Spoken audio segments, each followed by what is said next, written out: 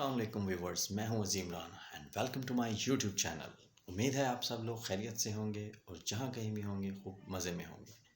मैं अल्लाह का शुक्र बिल्कुल ठीक ठाक हूं। आज मैं लेके आया हूं आपके लिए एक नया टॉपिक, एक नई वीडियो, जिसमें बहुत सारी मेरे पास क्यूरीज आ रही थी कि लोग मुझसे पूछ रहे थे कि हम स्वीडन में जाएं तो हमें हलाल फूड के मसले के हवाले से बेसिक शॉपिंग हम यहाँ से क्या लेकर जाएं, ठीक है, वहाँ पे जॉब अपॉर्चुनिटीज़, तो ये सारी बातें हम डिस्कस करेंगे। लेकिन अनफॉर्चुनेटली एक वीडियो में ये सब कुछ नहीं हो सकता, इसके लिए मैं step by step topic to topic आपको लेके चलूँगा। तो आज जो मैंने सबसे पहले टॉपिक चूज़ किया है वो है how to find a job in Sweden. कि स्वीडन में जो नए स्टूडेंट्स, नए लोग जाते हैं, वो जॉब कैसे तलाश करेंगे और किस किस्म की जो बुनियादी जॉब्स हैं उनको मिलेंगी। तो सबसे पहले मैं आपको बताता चलूँ कि जॉब हासिल करने के लिए आपके पास सबसे पहले तो होना चाहिए पर्सनल नंबर, या अगर किसी शॉर्ट कोर्स पे गए हुए हैं तो आपका पर्सनल नंबर तो नहीं, एटलीस्ट आपके पास कोऑर्डिनेशन नंबर ज़रूर होना चाहिए, क्योंकि उसके बगैर आपको कोई जॉब नहीं देगा। Simple is that. इल्ला ये कि मेरा नहीं ख्याल कि अदरवाइज़ ऐसा कोई सीन है नहीं वहाँ पे कि पर्सनल नंबर के बगैर आपको जॉब मिल जाए। तो जैसे ही आपके पास अपना पर्सनल नंबर हो, आप कुछ जगह ऐसी हैं, कुछ कंपनीज़, कुछ वेबसाइट्स ऐसी हैं जहाँ पे आप अप्लाई कर सकते हैं। जो सबसे ज़्यादा कॉमन जॉब्स हैं जो हमारे देसी लोग जाके करते हैं, वो ज़्यादातर होती हैं रिक्लाम के रिलेटेड, न्यूज़पेपर डिस्ट्रीब्यूशन के रिलेटेड, लेटर डिस्ट्रीब्यूशन के रिलेटेड, और फास्ट फूड जैसे McDonald, burger king, Subway, Hardy's में जॉब्स होती हैं। और इसके अलावा कुछ नेशंस होती हैं जैसे क्लब्स, पब्स वगैरह, उनमें। और जिनके पास वहाँ पे कुछ अरसा रहने के बाद कुछ लाइसेंस वगैरह आ जाते हैं, फिर वो टैक्सी का लाइसेंस हासिल कर लेते हैं तो वो टैक्सी भी चला लेते हैं, या फिर कोई लाइट ट्रक या हैवी ट्रक, और ये कि कुछ वर्कशॉप्स में भी काम करते हैं, लेकिन उसके लिए आपके पास हुनर होना ज़रूरी है।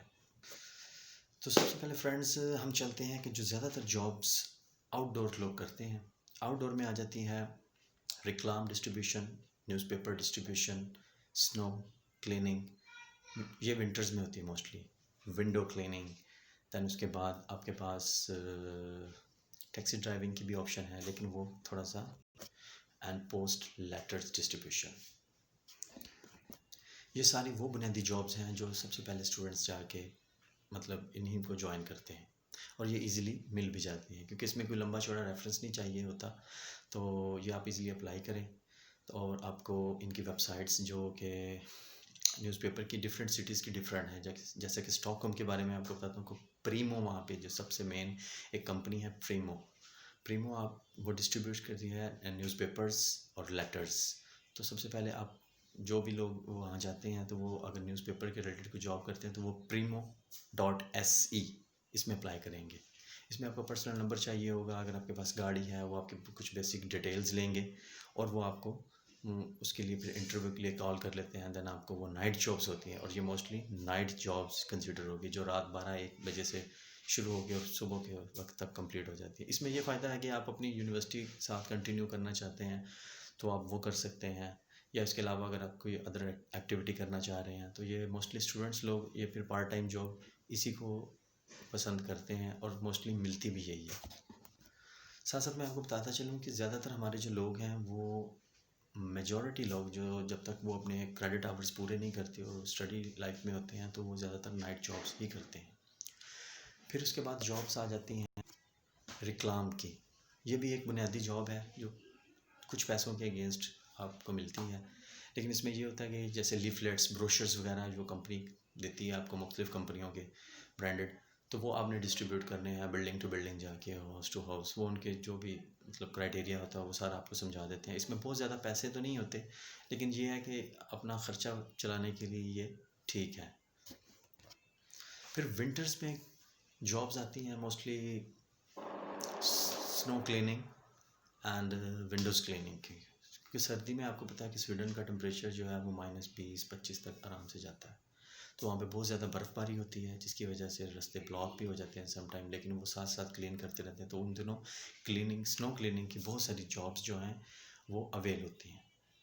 तो आप ये भी इजीली कर सकते हैं। ये सीज़नल होता है, इसमें पैसे अच्छे होते हैं, मोस्टली रात के वक्त ही होती हैं, डेज़ में भी होती है, डे के टाइम भी होती हैं। और सम टाइम ऐसा होता है कि वो बिल्डिंग्स जो बनी हुई हैं उनके ऊपर जो उनकी छतें साफ़ करने के लिए भी, जो बर्फ़ से ढकी हुई होती हैं, उनको सफाई के लिए भी आपको डे टाइम जॉब्स मिल जाती हैं। वो कदर थोड़ी सी मुश्किल है, क्योंकि छत के ऊपर जाना होता है वो बेल्ट के साथ, और वो सारा कुछ आपने हैंग होना है, तो वो काफ़ी रिस्की भी है, लेकिन लोग करते हैं, तो वो जॉब भी आपको अवेल हो जाएगी। इसके अलावा कुछ जॉब्स आपको मिलेंगी मैकडोनल्ड में, मार्क्स और बर्गर किंग, हार्डीज़ वगैरह में। वहाँ पे जो सबसे पहले स्टार्ट तो ऑब्वियसली क्लीनिंग वगैरह से और किचन में जो काम होता है उसके रिलेटेड करते हैं, फिर आहिस्ता आहिस्ता कुकिंग से, और फिर वो सुपरवाइज़र और मैनेजर वगैरह तक जाते हैं लोग। मैंने खुद अपने पाकिस्तानी भाइयों को देखा है कि वो ब्रांचेस में मैनेजर भी हैं। तो ये भी जॉब ऐसी है जो किसी हद तक मुश्किल है, या रेफरेंस के बगैर आपको ये मिलना शायद मुश्किल हो। हाँ, इल्ला ये कि अगर आपके पास अच्छी लैंग्वेज है, आपको वहाँ की ज़ुबान आती है, स्वीडिश लैंग्वेज, तो फिर हो सकता है कि आपके बहुत अच्छे चांसेस हों कि ये आपको मिल जाए। लेकिन ज़ाहिर सी बात है, शुरू में तो लैंग्वेज इंसान को नहीं आती, कम से कम भी 6 महीने से 1 साल तक का आपके पास टाइम होता है कि वो आप उसे सीखें, ताकि फिर आपको इतने टाइम में वो आए। तो फिर इस तरह की को कासा जॉब्स कहते हैं, मतलब काउंटर पे खड़े हो गए, आपने पब्लिक डीलिंग करनी होती है, इसके रिलेटेड वो सारी जॉब्स होती हैं। तो इन फास्ट फूड वाले जो ब्रांचेस हैं, इनमें आपको जॉब मिलेगी, लेकिन रेफरेंस के साथ। इसके अलावा आउटडोर जॉब में एक जॉब है फूड डिलीवरी। वहाँ पे बहुत सारी कंपनीज हैं, स्पेशली जो फूडूरा और वोल्ट है स्वीडन में, जो बड़े बड़े शहरों में है, वो फूड डिलीवरी, पिज़्ज़ा डिलीवरी के नाम से, आपके पास गाड़ी है, साइकिल है, मोपेड है, तो आप ये जॉब्स कर सकते हैं। स्टार्ट में ऐसा होता है कि आपका पाकिस्तानी लाइसेंस भी वैलिड होता है 1 साल 2 साल के लिए, उसका वो आसान है प्रोसेस, कोई इतना मुश्किल नहीं है। वो आप वहाँ से इन्फो लेंगे तो आपको मिल जाएगी, उस पर आप गाड़ी भी चला सकती हैं। तो साथ साथ ये आप पिज़्ज़ा डिलीवरी, फूड डिलीवरी की जॉब भी आसानी से कर सकते हैं।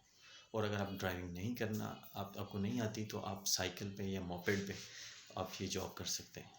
लेकिन विंटर्स में आपको पता है कि काफ़ी सर्दी होती है वहाँ पे, तो ये साइकिल पे और मोपेड पे करना बस समझ लें कि नामुमकिन के बराबर है। तो विंटर्स में तो, समर्स में तो चल जाता है कि आप साइकिल पे या मोपेड पे करें, विंटर्स में बहुत मुश्किल है। फिर हमारे कुछ भाई ऐसे भी हैं जिनके पास कुछ स्किल्स होती हैं, जैसे कोई बार्बर है, हेयर कटिंग बहुत अच्छी कर लेता है, या उसके पास कोई मैकेनिक है, कोई इलेक्ट्रिशियन है गाड़ियों का। तो कुछ हमारे देसियों की भी, कुछ हमारे जो वहाँ पे लोग हैं इंडियंस या बांग्लादेशियों की, लाइक कुछ वर्कशॉप हैं, कुछ बार्बर शॉप्स भी हैं, कुछ लोग वहाँ पे जाके वो करना पसंद करते हैं। वो भी इंडोर जॉब है, लाइक वो काफ़ी बेहतर। इसके अलावा जब आप के पास अगर वहाँ पे ड्राइविंग लाइसेंस है, तो वो 2 साल पुराना हो जाएगा, स्वीडिश लाइसेंस।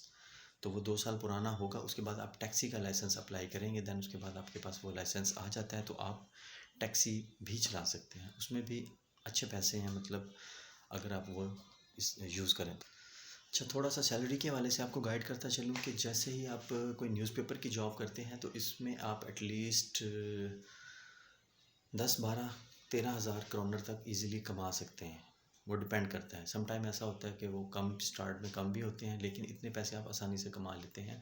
तो ये एक उस क्राइटेरिया को भी मीट करता है जो आपको वर्क परमिट के लिए ज़रूरी होता है, यानी कि उनकी 13,500 या इसके राउंड अबाउट कुछ फिगर होता है कि वो आपने बिफोर टैक्स आपकी ये सैलरी होती है। और ये आप रिक्लाम में तो भी हो सकता है, लेकिन न्यूज़पेपर की जॉब्स में आपको ये मीट कर सकते हैं। और तकरीबन इतनी ही बेसिक सैलरी आपको फ़ास्ट फूड, मैकडोनल्ड बर्गर और मैकडोनल्ड से, हार्डीज़ से या बर्गर किंग वगैरह में जॉब करने से भी आपको मिल जाती है। और इसके अलावा अगर आप किसी बार्बर शॉप पे करते हैं, या आप किसी मैकेनिक हैं, या आप कोई इस तरह के रिलेटेड कोई और काम करते हैं, तो आपकी ये बेसिक जो एक नीड है सैलरी की, ये भी मीट होती रहती है, क्योंकि ये आपको फिर वो वर्क परमिट की तरफ लेकर जाएगी। वो उसके बारे में मैं आपको एक और वीडियो में बताऊंगा। इसके अलावा कुछ क्लब्स में जॉब्स होती हैं, ठीक है, वो पब्स होते हैं, रेस्टोरेंट्स होते हैं, जैसे वो स्टूडेंट्स की नेशन बनी होती हैं, जैसे उपसाला उसके बारे में बहुत फेमस है। जैसे वहाँ पे स्नर्किस है, विडाला है, स्टॉकहोम है, योथेपुरी नेशंस के नाम से, जहाँ पे आपको एक स्टूडेंट पैकेज में जॉब मिल जाती है। जैसे उसमें सैलरी तो थोड़ी कम होती है, लेकिन उससे आपका गुजारा चलता रहता है, एंटरटेनमेंट होता है वहाँ पे, काफ़ी मतलब डांसिंग उसके फ्लोर होते हैं, तो फिर आप उसमें थोड़ा सा एंटरटेन हो सकते हैं, ड्रिंक्स वगैरह और ये इस तरह के मामला चलते हैं। पब्स में आपको पता है क्या क्या क्या हो सकता है।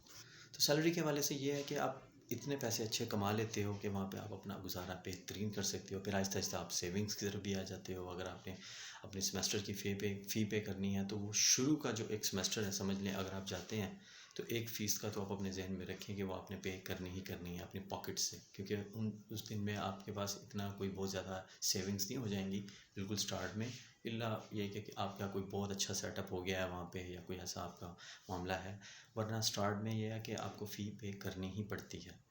तो अर्निंग्स आपको अच्छी हो जाती है, आपका गुजारा बेहतरीन तरीके से हो जाता है। इसमें आपका अगर आप देखें तो आपको ये मैं किसी और वीडियो में बताऊंगा कि आप कितनी अर्निंग करके क्या सेव कर सकते हैं और आपकी वहाँ पे मंथली एक्सपेंस क्या आते हैं, क्योंकि वीडियो काफ़ी लंबी हो रही है तो फिर ये मसला हो जाएगा मेरे लिए।